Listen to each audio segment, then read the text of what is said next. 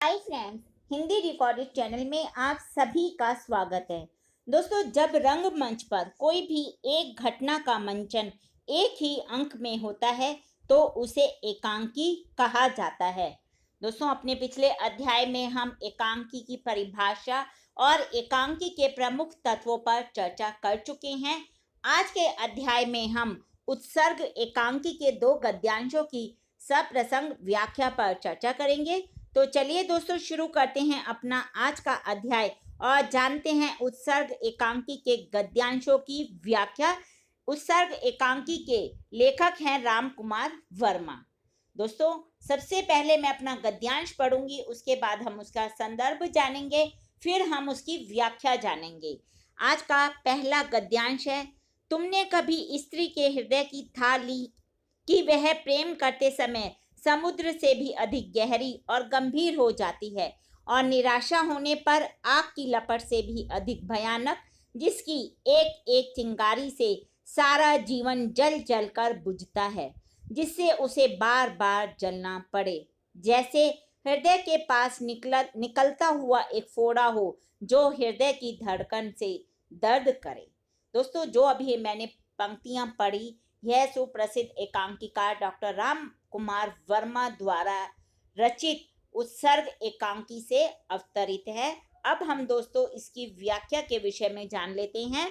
इसमें जो छाया है वह उन वैज्ञानिक को शुष्कता का प्रतिरूप कहती है। वह कहती है कि तुम बिल्कुल शुष्क हो। वह डॉक्टर शेखर पर अपने प्रति उपेक्षा, अवमानना, तिरस्कार का आरोप लगाते हुए कहती है कि वैज्ञानिक चाहे जितने यंत्रों का आविष्कार करने में सफलता प्राप्त कर लें, चाहे वे सुख सुविधा के कितने ही नए आयाम खोज लें, कल्पनातीत क्षितिज को छू ले, लेकिन फिर भी वो प्रेम में अनुरक्त नारी के हृदय स्थल की गहराई को नहीं छू सकते। उसमें वो हमेशा असफल ही रहते हैं।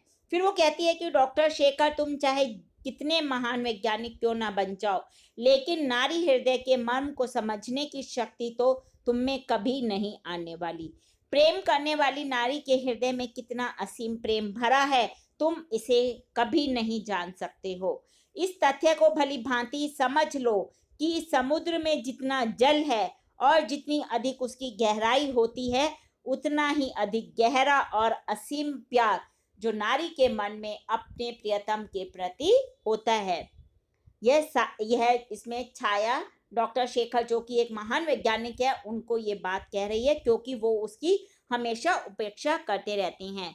वह पूर्ण समर्पिता होकर अपना प्यार अभिव्यक्त करती है और ऐसी स्थिति में जब उसे प्यार में उपेक्षा और असफलता मिलती है तो वह नारी भयंकर प्रतिशोध की ज्वाला में जलने लगती है और इसका प्रतिशोध भी भयंकर होता है। वह प्रतिशोध लेने के लिए विवश हो जाती है। उसके प्रतिशोध की ज्वाला धोखा देने वाले पुरुष का सब कुछ नष्ट कर देती है। फिर छाया उसके आगे डॉक्टर शेखर को सावधान करते हुए कहती है कि जैसे हृदय के पास निकला हुआ फोड़ा या घाव हर क्षण मनुष्य को कष्ट पहुंचाता रहता है, उसे पीड़ा देता, उसे दुख देता है, उसी प्रकार नारी का प्रतिशोध भी उसकी हर धड़कन के साथ उसे कचौटता रहता है। तुम्हारी भी परम उपेक्षा ने मेरे मन में भयानक प्रतिशोध को जन्म दिया है। तो इसमें जो छाया है वह डॉक्टर शेखर, जो एक वैज्ञानिक है, उनको नारी के प्यार के प्रति, नारी कितनी गहराई तक अपने चाहने वाले को प्यार करती है उसके बारे में बताती है। और साथ ही साथ वो कहती है कि यदि नारी तो जब उपेक्षा मिलती है और उसका हर टाइम अपमान होता है तो वो प्रतिशोध की ज्वाला में जलने लगती है और अपने प्रतिशोध से धोखा देने वाले पुरुष का सब कुछ भस्म कर देती है। दूसरा गद्यांश में पढ़ रही हूँ। हंसने से मुझे कौन रोक सकता है। मैं यही तो सिद्ध करना चाहता हूँ कि यह जीवन सदैव हरा भरा है, सुंदर है, मधुर है, जैसे चांद की हंसी, फूल की सौगंध, पक्षी का कलरव, नदी की लहर जो हमेशा आगे बढ़ना जानती है, फैलती है तो जैसे पलक खुल रही है और पल भर में संसार का तट छू लेती है। जो अभी हमने पिछला संदर्भ पढ़ा था कि ये जो अभी हमने पंक्तियां पढ़ी हैं, यह सुप्रसिद्ध एकांकीकार डॉक्टर राम कुमार वर्मा द्वारा रचित एकांकी उत्सर्ग से ली गई हैं। चलिए दोस्तों, अब इस गद्यांश की व्याख्या को भी जान लेते हैं। इस गद्यांश में जो डॉक्टर शेखर हैं वो अपनी पुत्री मंजुल को जीवन की सच्चाई बताते हुए कह रही हैं, वो जीवन का मर्म समझाते हुए उसे कहते हैं कि हंसते हंसते जीवन बिताते हुए भी मनुष्य सार्थकता प्राप्त कर सकता है। मेरा सारा प्रयास यही है कि मनुष्य हंसता रहे, उसकी जीवन बगिया में हरियाली खिलती रहे।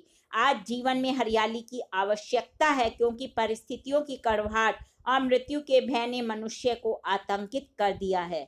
हरियाली और उसकी उजली व शुभ्र मधुरता सदैव ही जीवन की पहली और अंतिम मांग रही है। वो कहते हैं अपनी बेटी को कि चंद्रमा को तो स्पष्ट होगा कि उसके द्वारा बिखेरी गई चांदनी में पावन हंसी है, पुष्पों और उसके पराग में भी मादकता है, और इतना ही नहीं, पक्षियों के मधुर एवं मनमोहक अलख में भी आकर्षक संगीत की लहरें सदैव तैरती रहती हैं। वो अपनी बेटी से कहते हैं कि यदि हम देखेंगे तो जो प्रकृति ने हमें इतना सब कुछ दिया है, उसको यदि हम देखते हैं तो हमें पता चलता है कि हमें कितना सुंदर जीवन मिला है। यह प्रकृति के सारे उपकरण जीवन के भी उतने ही महत्वपूर्ण उपकरण हैं।